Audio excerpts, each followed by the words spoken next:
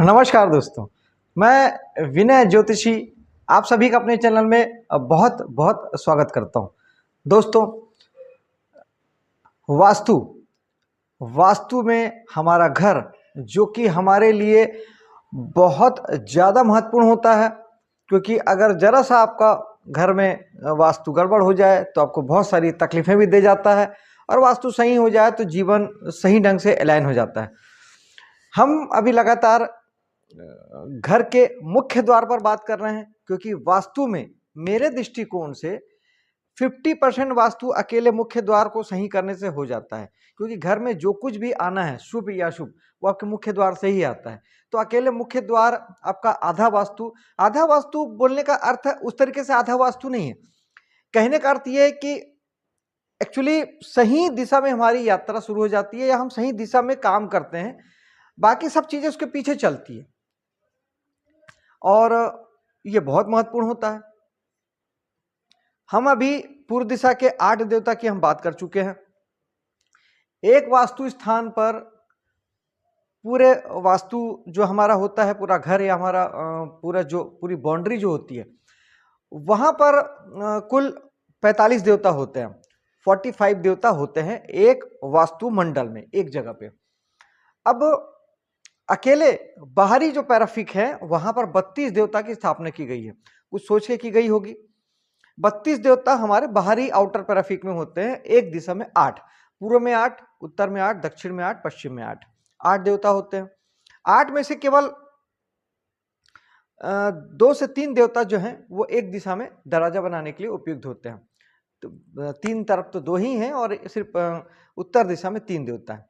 पश्चिम में भी 3 का आप इस्तेमाल कर सकते हैं। तो इस प्रकार से 8 से 10 देवता केवल होते हैं जो हमारे मुख्य द्वार के लिए सबसे अनुकूल होते हैं। बाकी जो है किसी न किसी रूप में हमें दुख, तकलीफ, परेशानी, प्रॉब्लम, सारी गड़बड़ी हमें देते हैं। अब हम पूर्व दिशा के 8 देवता की बात कर चुके हैं। हम दक्षिण की ओर अग्रसर हो चुके हैं। दक्षिण दिशा में हमने पिछले बार गंधर्व देवता की बात की थी, जो S6 यानी S हम साउथ से ले रहे हैं। साउथ में हम 8 देवता को S1 से लेके S8 तक समझेंगे। S6 गंधर्व देवता की हम बात कर चुके हैं। आज हम बात करेंगे भृंगराज देवता, जो कि S7 के देवता है, और जो जोन है वो है विसर्जन और अपव्यय का। अपव्यय मतलब नुकसान, बिना वजह खर्चा, और विसर्जन यानी हर चीज हमारा विसर्जित हो जाना, तिरोहित हो जाना, हमारा किया हर काम निष्फल हो जाना। हम इसे 3 तरीके से समझते हैं। जोन वाइज समझते हैं। महावास्तु में जो 16 जोन बताए गए हैं उस आधार पे हम पहले समझते हैं, फिर देवता के आधार पे समझेंगे, जिस देवता की हम बात कर रहे हैं, भृंगराज की हम जो बात कर रहे हैं, और देन सबसे लास्ट में हम समझेंगे एस्ट्रो वास्तु। एस्ट्रो वास्तु का अर्थ होता है एस्ट्रोलॉजी के हिसाब से वास्तु, यानी कुंडली के हिसाब से आपका वास्तु, जो कि एथेंटिकली काम करता है, और जो चमत्कारिक रिजल्ट जो पाए जाते हैं या लाए जा सकते हैं वो सिर्फ एस्ट्रो वास्तु से ही संभव है। यह आपको बहुत ज्यादा प्रॉब्लम हो रही है, जब उस प्रॉब्लम का जो उपाय है वो जब हम स्ट्रीम पे जाके करते हैं तो वो एस्ट्रो वास्तु के हिसाब से ही किया जाता है। साधारण वास्तु उपायों से अगर आपको आराम मिल गया तो ठीक, नहीं तो उसे हमको आपके कुंडली के हिसाब से करना पड़ता है, तब आपको उसके ज्यादा ऑथेंटिक सही उपाय आपको मिल जाते हैं। आइए अब हम समझते हैं कि सबसे पहले जोन की बात। तो जोन ये है महावास्तु में, ये विसर्जन और अपव्यय का जोन कहलाता है। विसर्जन यानी कोई भी चीज विसर्जित हो जाना, यानी यहां पर रखी हुई कोई चीज या कोई भी किया गया काम, या आपका वहां सोना, बैठना, उठना, किसी भी प्रकार का अगर आप वहां की ऊर्जा, उस जोन की ऊर्जा को अगर आप ग्रहण कर रहे हैं, तो आप अगर आप वहां सोते उठते बैठते हैं तो आपकी हेल्थ विसर्जित हो जाएगी, हेल्थ संबंधी बहुत इश्यू आएगा। जो चीज भी वहां पे आप रखेंगे वो चीज विसर्जित हो जाएगी, या आपके लिए काम की नहीं रहेगी, या व्यर्थ हो जाएगी। इसके साथ ही आपका वहां पे खर्चा, अपव्यय का अर्थ ही होता है कि बिना वजह जो खर्च होता है उसका जोन भी है। हर प्रकार के खर्च का जोन जो है वो विसर्जन का जोन है। इस जोन में पहले तो आपका अगर दरवाजा है तो ये रिजल्ट तो आपको आएंगे जोन वाइज। देवता के स्थान की बात कर रहे हैं तो यहां पर भृंगराज देवता की हम बात कर रहे हैं S7 के। S6 इसके पहले थे गंधर्व देवता, तो भृंगराज देवता जो है, यहाँ पर अगर आपका घर का दरवाजा है तो ये शुभ नहीं है। यहाँ पर होने से आपको धन संबंधी बहुत ज़्यादा कष्ट होता है। बहुत ज़्यादा मतलब बहुत ज़्यादा। आपका जो व्यवसाय होता है उस व्यवसाय के लिए जो आपको पूंजी जो लगती है, वो आपने अगर व्यवस्था बना भी ली तो आपको उस बिजनेस को चलाने के लिए जो आपको जो रनिंग पैसा चाहिए होता है, जो उस बिजनेस को डेली रन करने के लिए जो पैसा चाहिए होता है, वो आपके पास नहीं होता है, उसमें कमी आ जाती है। कर्ज मांगने आप जाएंगे तो उस समय में कर्ज भी नहीं मिलता, और इस तरीके से रनिंग पूंजी के अभाव में आपका व्यवसाय या बिजनेस जो है वो दम तोड़ देता है। यहाँ पर बिजनेस बंद हो जाना यहाँ का मुख्य नतीजा या रिजल्ट है, इसे आप कह सकते हैं। तो अगर आप बार बार भी प्रयास करने के बाद बिजनेस व्यवसाय नहीं चला पा रहे हैं और बिजनेस आपका बंद हो जाता है, बच हो जाता है, आपका किसी भी प्रकार से आप बहुत मेहनत कर रहे हैं तब भी कोई प्रतिफल नहीं आ रहा, यहाँ किया गया काम कितनी भी आप मेहनत कर लीजिए आपका सब निष्फल चला जाता है। मतलब आपके काम निष्फल हो जाते हैं। आप कितनी मेहनत करते हैं, कुछ भी करते हैं, end of the day finally आपका जो सारा चीज़ है वो व्यर्थ चला जाता है। आपकी सारी मेहनत, सारा प्रयास सब व्यर्थ हो जाता है। कुल मिला के ये जगह अशुभ है। अब यहाँ तक तो बात हो गई कि देवता और हमारे जोन की। अब एस्ट्रो वास्तु में क्या विशेष है? एस्ट्रो वास्तु में विशेष ये है कि अगर आपकी कुंडली में यहाँ की जो राशि है, वास्तु में यहाँ जो राशि ली गई है, जो ये विसर्जन के जोन की जो राशि है वो है वृश्चिक राशि, जो राशि वास्तु में अडॉप्ट की गई है।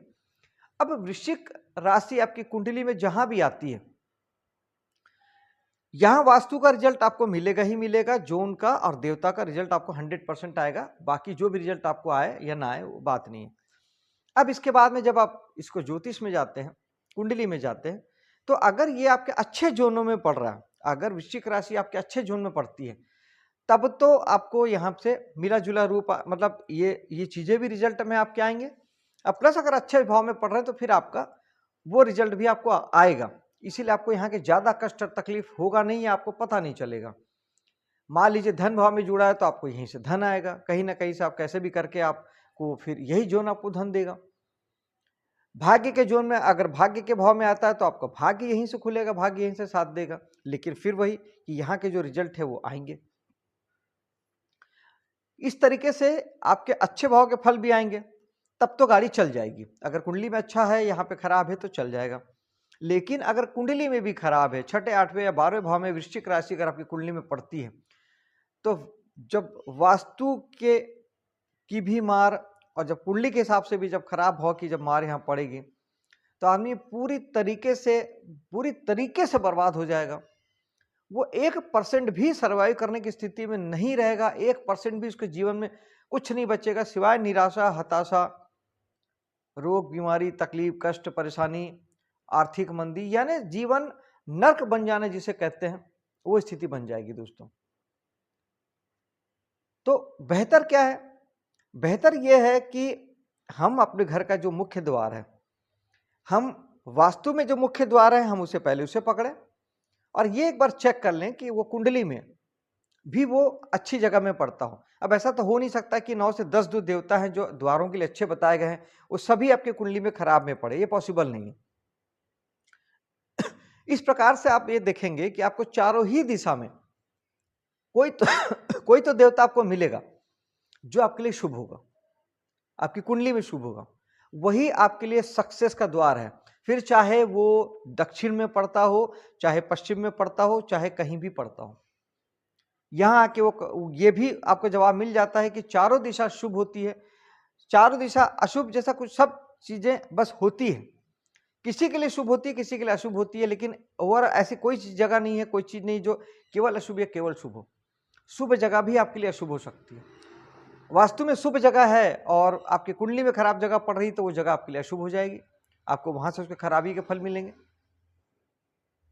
मान लीजिए आपने पूर्व दिशा में आपने इंद्र द्वार लिया जो कि बहुत अच्छा माना जाता है, राजा बनाता है, और वो अगर आपकी कुंडली में 8वें भाव में पड़ रहा है तब जिंदगी आपकी नर्क बन जाएगी। तो राजा भी बनाएगा, लेकिन ऐसा राजा जो कि सिर्फ दुख पा रहा, सिर्फ तकलीफ पा रहा, सिर्फ प्रॉब्लम में है, कष्ट में, तकलीफ में, ऐसे भी तो राजा हुए हैं इतिहास में।